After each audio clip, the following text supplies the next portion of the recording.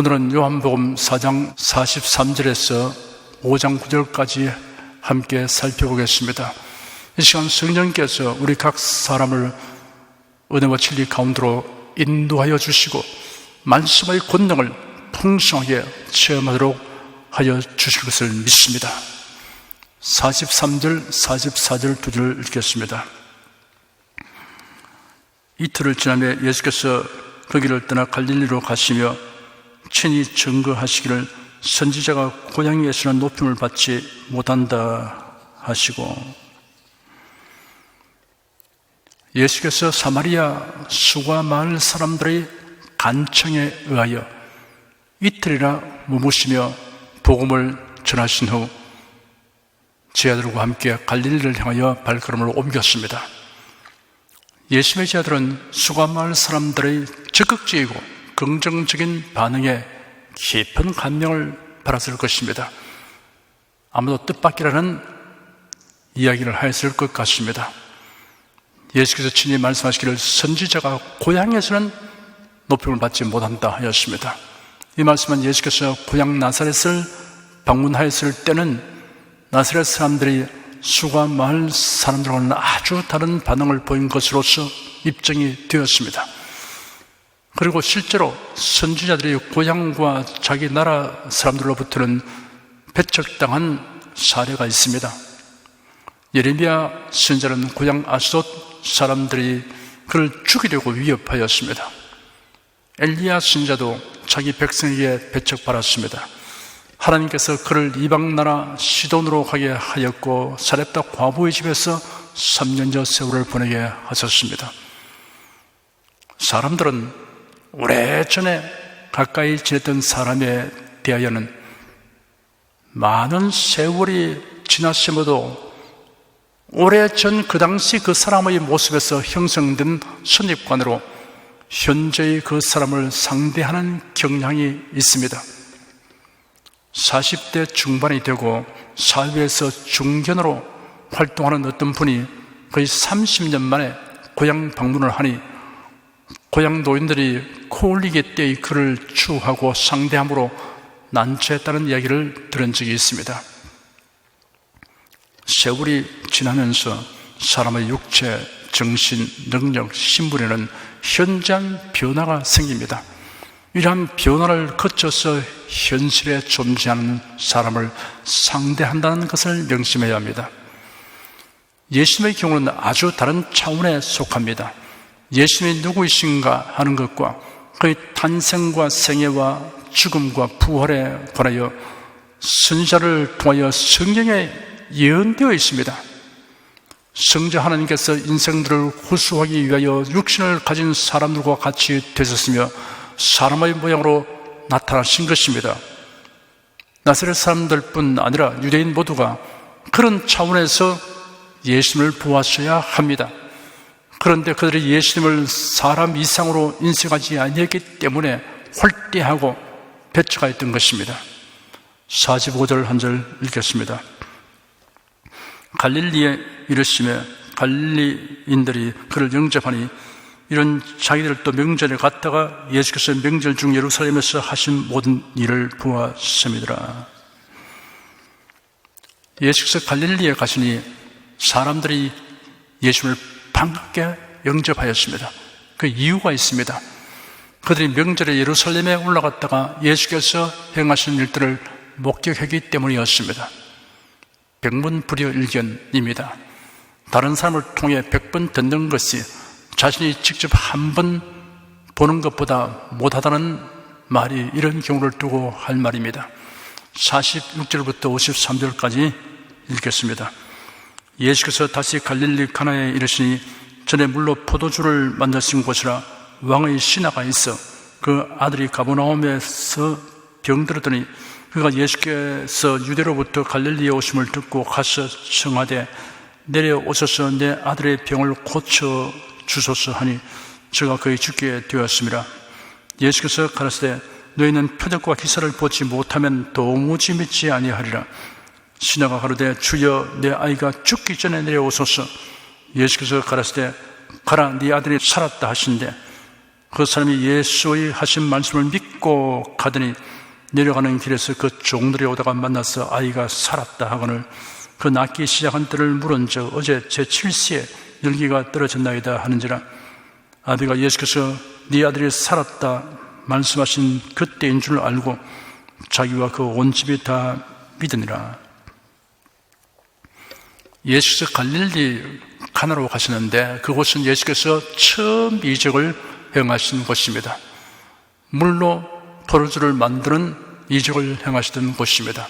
그 소문이 널리 퍼졌을 것이 틀림없습니다. 예수께서 유대에서 갈릴리로 오셨다는 소식을 왕의 신하가 듣고 예수님에게로 와서 가버나움으로 내려오셔서 자기 아들의 병을 고쳐주시기를 간청하였습니다. 그런 고위 관리인 것 같습니다.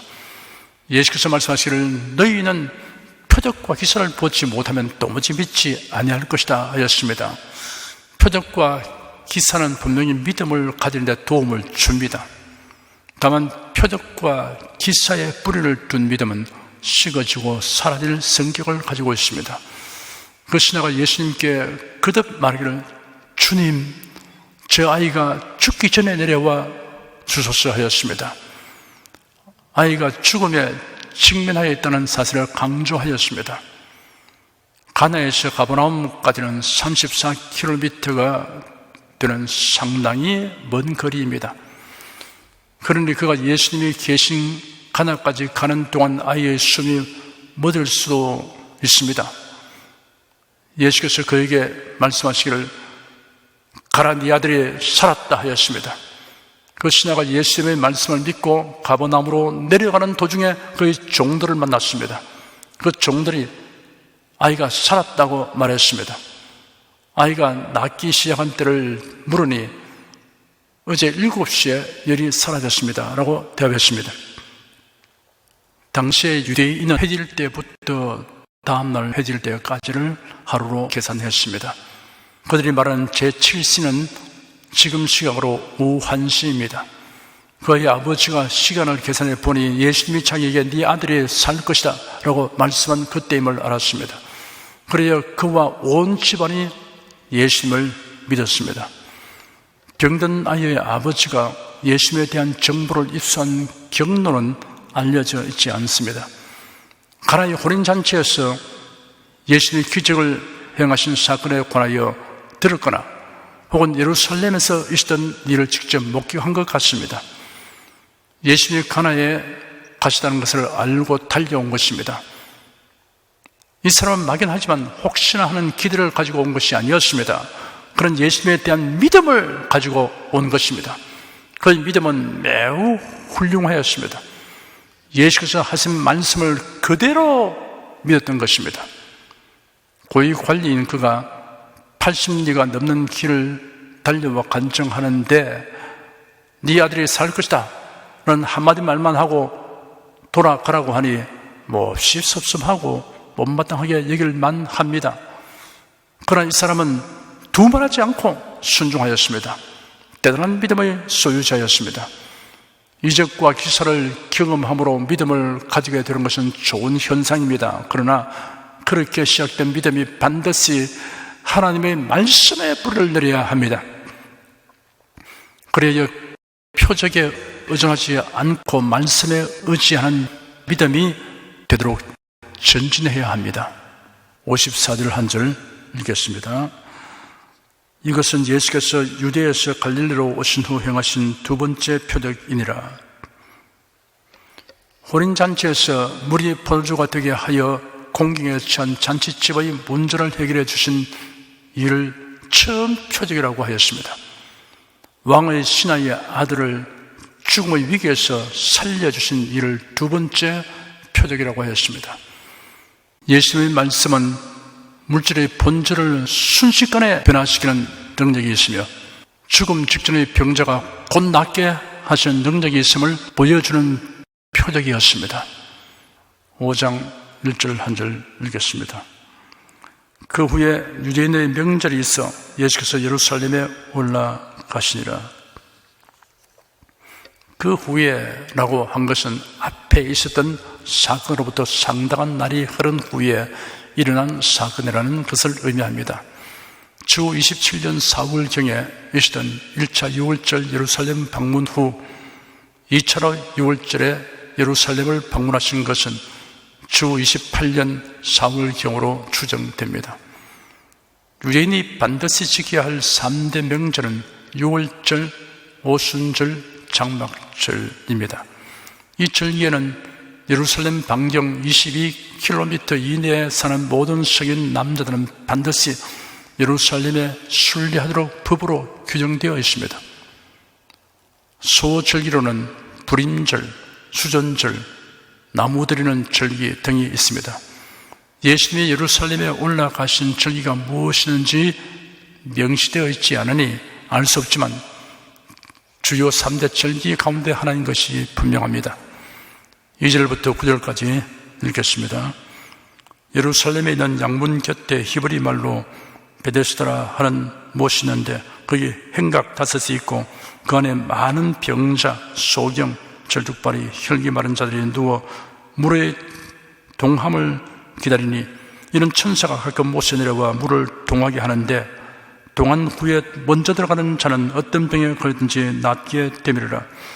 거기 38년 된 병자가 있더라.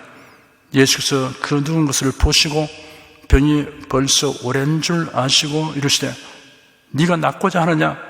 병자가 대답하되 주여 물이 동할 때 나를 못에 넣어줄 사람이 없어 내가 가는 동안에 다른 사람이 먼저 내려가나이다. 예수께서 가라사대 일어나 네 자리를 들고 걸어가라 하시니 그 사람이 곧 나아서 자리를 들고 걸어가니라. 이날은 안식일이니. 양문은 예루살렘 북쪽 성부가 한미야 망대 가까이에 있는 문입니다. 이 문을 통하여 성전에서 제물로 사용될 짐승들이 들어갔는데 그 중에 양이 가장 많았습니다. 옛적에는 이 문 곁의 베데스다 못에서 양들을 씻겼던 것으로 전하여지고 있습니다. 이 못은 너무 깊지도 얕지도 않아서 수영하기에 적합할 정도였고 크기는 폭이 약 60m, 길이가 약 100m 정도 되었습니다. 못 주위에는 5개의 행각이 있었습니다. 이 못의 4 기퉁이마다 하나씩 있으며 나머지 하나는 중앙에 있었습니다. 행각이란 지붕이 있는 정자를 가리킵니다. 행각 안에 많은 병자들이 있어 물이 움직이기를 기다리고 있었습니다. 때때로 천사가 못에 내려와 물을 요동하게 하는데 그때 맨 먼저 들어가는 자는 무슨 병이 있는지 다 나았다는 소문이 있었습니다. 성경에 물의 동함을 기다리니 이런 천사가 가끔 못에 내려와 물을 동하게 하는데 동한 후에 먼저 들어가는 자는 어떤 병에 걸렸든지 낫게 되미리라 라고 한 이 부분을 관로 안에 넣어 기록했습니다. 관로 안에 기록된 부분은 시내 사본 및 바티칸 사본 등의 주요 사본에는 없으나 일부 사본에만 기록되어 있습니다. 주요 사본에는 생략되어 있으나 일부 사본에 기록된 것은 천사가 나타난 것을 말하려고 하기보다 당시 병자들이 연못가에 모인 까닭을 설명하기 위한 것으로 보입니다. 과연 천사가 내려왔는지 아니면 자연현상을 사람들이 이렇게 받아들인 것인지는 분명치 않습니다. 아마도 베데스다 못은 병의 치료에 도움이 되는 가늘 온천이 있었던 것 같습니다. 종종 못바닥으로부터 물이 솟아남으로써 물 전체가 움직였던 것입니다. 예수는 행각에 있는 많은 병자들 중에 한 사람으로 다가갔습니다. 예수께서 그 사람이 누워있는 것을 보셨으며 그의 병이 오래된 것을 아셨습니다. 정확히 말하자면 38년 동안 앓고 있는 병자였습니다. 예수께서 그에게 네가 낫고자 하느냐라고 질문했습니다. 질문을 받는 대상의 형편과 상태를 고려해 보면 기이한 느낌을 주는 질문으로 들립니다. 병자가 대답하기를 주여 물이 동할 때 나를 물에 넣어줄 사람이 없어 내가 가는 동안에 다른 사람이 먼저 내려가나이다 하였습니다. 예수께서 그에게 일어나 네 자리를 들고 걸어가라 하셨습니다. 그러자 그 사람이 곧 나와서 자리를 들고 걸어갔습니다. 이 사건의 전말을 통하여 38년 된 병자가 예수님의 관심을 끌게 된 사연과 치유된 까닭이 무엇인가를 알아봅시다. 첫째, 38년 된 병자에게는 병 낫기를 갈망하는 마음과 끈기가 있었습니다. 병든 자가 낫기를 바라는 것은 당연지사입니다. 그러나 이 병자는 38년 동안이라는 긴 세월 동안 병든 상태로 지내왔습니다. 어떤 한 가지 문제를 두고 10년을 애써 왔으나 아무런 진전의 변화가 없으면 좌절하고 포기하기 마련입니다. 그런데 이 병자는 38년간을 기대를 버리지 않았습니다. 그에게는 식을 줄 모르는 열정과 소멸되지 않는 끈기가 있었습니다. 예수께서 그에게 네가 낫기를 원하느냐라는 질문을 하신 이유도 여기에 있습니다. 자신이 처한 상태가 개선되기를 원치 않는 사람들이 있습니다. 타인에게 동정받는 것을 즐기는 일종의 병적 자기 연민에 빠져 있는 사람이 있습니다. 이런 사람들로부터 소외되고 관심의 대상에서 제외될 것을 두려워하는 소아병적 증상입니다. 혹은 자신의 상태가 호전되면 생활의 일선에 나서야 될 것을 두려워하여 다른 사람의 돌봄을 받는 편을 더 원하는 위축된 심리를 가진 자가 있습니다. 네가 낫고자 하느냐라는 질문이 육신의 문제가 아닌 영적인 문제에 관한 것일 때는 예, 낫기를 원합니다라고 흔쾌히 대답하지 아니할 사람들이 있습니다. 네가 죄사함을 받기 원하느냐? 네가 거룩하게 되기를 원하느냐? 네가 천국에 들어가기를 원하느냐라는 질문에 대하여는 여러 가지 반응이 있습니다. 묵묵부답인 사람이 있습니다. 관심 없다는 태도입니다. 죄, 영생, 천국 같은 단어 자체에 무관심합니다. 그것을 실제적인 것으로 여기지 않기 때문입니다. 이러한 질문에 대해 애매모호한 대답을 하는 사람이 있습니다. 그가 상투적으로 사용하고 좋아하는 표현은 글쎄요 입니다. 이러한 질문에 대해 불쾌하게 여기고 반박하거나 화를 벌컥 내는 사람이 있습니다. 쓸데없는 소리 그만하시오. 비싼 밥 먹고 할 짓이 없어 남을 성가시게 하고 다니는 거요? 라고 쏘아붙입니다. 이러한 질문에 대해 아니요 라고 단호하고 분명한 거부 의사를 표명하는 사람도 있습니다. 예수 그리스도로 말미암은 구원은 이를 원치 않는 사람에게는 결코 주어지지 않습니다. 값싼 구원이 아닙니다. 히브리서 2장 3절에 기록되기를 우리가 이같이 큰 구원을 등한히 여기면 어찌 피하리요 하였습니다. 심판과 형벌을 피할 수 없습니다. 네가 낫기를 원하느냐라는 질문을 받은 병자가 대답하기를 주여 물이 동할 때 나를 못에 넣어줄 사람이 없어 내가 가는 동안에 다른 사람이 먼저 내려가나이다 하였습니다. 그가 이렇게 대답한 까닭을 몇 가지 추리해 볼 수 있습니다. 주님의 질문이 자기의 부주의와 태만에 대하여 지적하는 것으로 생각하는 경우입니다. 네가 정녕 낫고자 하였으면 이렇게 여러 해 동안 행각해서 무엇을 하느냐? 라는 물음으로 생각할 수 있습니다. 이러한 경우라면 주여 내가 낫고자 하는 갈망이 없어서 마냥 행각에 누워 있는 것이 아닙니다. 나는 몸을 제대로 가눌 수 없는 병자입니다. 그래서 무엇이 동할 때 나를 그곳에 재빨리 넣어줄 사람이 없기 때문에 오늘까지 이대로 있는 것입니다. 라는 뜻이 그의 대답에 담겨 있다고 할 수 있습니다. 실제로 베레사 모세의 물이 동하는 일이 가끔 있었을 것이고 이때 병자들이 서로 먼저 들어가려고 치열한 경쟁을 했을 것입니다. 그런 사지가 멀쩡한 사람들을 당해낼 수 없었습니다. 다른 경우를 생각해 볼 수 있습니다. 네가 낫고자 하느냐라는 물음이 내가 너를 도와줄까라는 호의에서 나온 질문으로 파악했을 경우입니다. 38년이라는 긴 세월로 인하여 그를 도와줄 가족이나 친구도 없게 되었습니다. 그런데 오늘 뜻밖의 자기에게 관심을 기울이는 분을 만났으니 혹시나 도움을 바랄까 하여 이 친절한 분에게 주여, 물이 동할 때 나를 못에 넣어줄 사람이 없어 내가 가는 동안에 다른 사람이 먼저 내려가나이다 라고 적극 호소한 것이라고 할 수 있습니다. 여하튼 우리가 놓치지 말아야 할 요점은 38년 된 병자의 줄기찬 갈망과 포기하지 않는 인내입니다. 예수는 그의 누운 것을 보았습니다. 병이 오랜 줄 아셨습니다. 그리고 그의 마음속에 포기하지 않는 갈망과 끈기를 보셨던 것입니다. 히브리서 10장 36절에 기록되기를 너희에게 인내가 필요하면 너희가 하나님의 뜻을 행한 후에 약속을 받기 위함이라 하였습니다. 우리 주 예수께서는 여러분의 마음에 있는 갈망과 끈기를 보십니다. 하나님의 언약에 근거한 소원을 가지십시오. 우리 주 예수 그리스도로 말미암은 기대와 소원을 가지십시오. 그리고 무슨 일이 있어도 낙심치 말고 갈망하며 인내하십시오. 어느 날 문제 해결의 순간을 맞게 될 것입니다.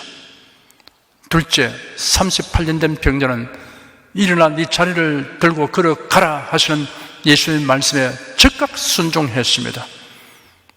누가 들어보아도 참으로 이상한 명령이었습니다. 일어나 걸어갈 수 있는 사람 같으면 무엇 때문에 행각 안에 하루 이틀도 아닌 긴 세월 동안 누워 있겠습니까? 사지는 멀쩡한데 속병이 있어서 병고침 받으려고 벨사 모수의 무리 동아리를 기다리고 있는 사람이 아닙니다. 38년 동안 일어나 걸을 수 없는 병이 들어 누워있는 사람입니다. 그런데 예수께서 그에게 일어나라, 네 자리를 들라, 걸어가라 는 놀라운 명령을 하셨습니다.